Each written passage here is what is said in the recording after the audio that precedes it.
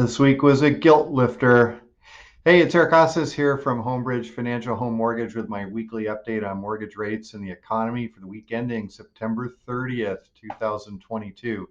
Well, just like my nose, we got a little bit beat up this week with the financial markets. It started with a meltdown in the UK bond market this week.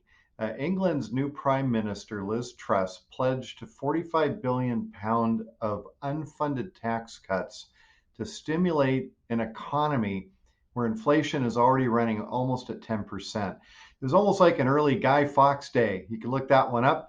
The move was seen as pouring petrol on a fire, and it triggered the collapse of UK gilts, bonds, and the pound, and caused many gilt-heavy pension funds in the UK to face margin calls. It was not pretty.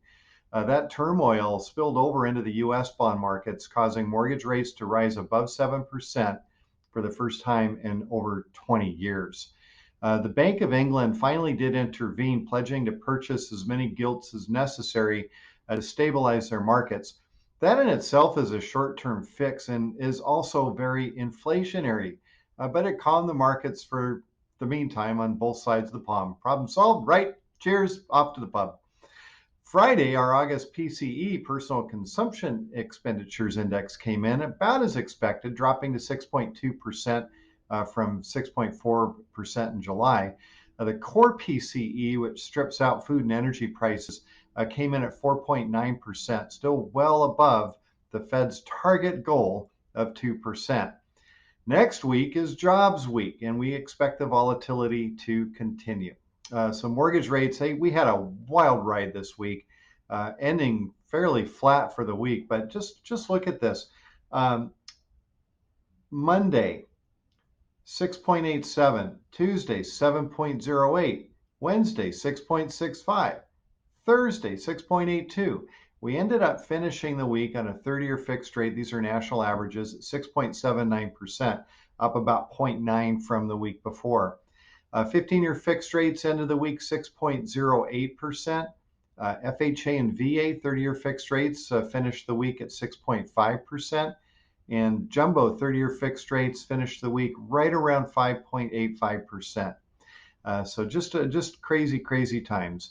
With that, I wanted to talk a little bit about lock and shop options. This is something that is available at Homebridge Financial. And with this just ongoing volatility in our financial markets, it's impossible to know where rates are going to land in the short term.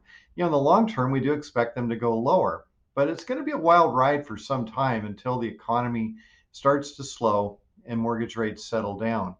The good part of this, though, we are seeing some better values in the housing market.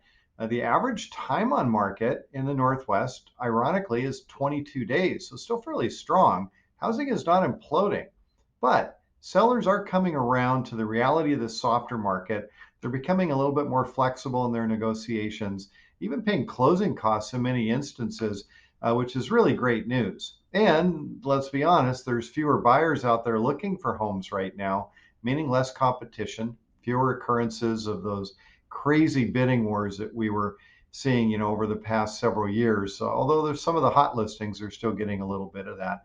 So as protection, a lot of our clients are taking advantage of our lock and shop option.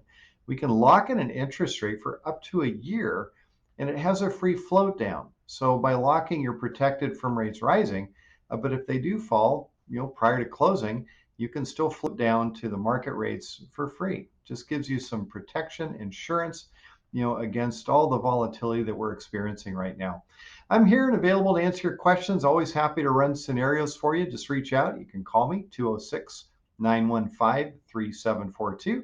Email me, Eric at ericismybanker.com. Check me out on social media. Just look for Eric is my banker. And be sure to listen in our weekly radio show on AM 1300, Saturdays at 2, Sundays at 3, and always on podcast.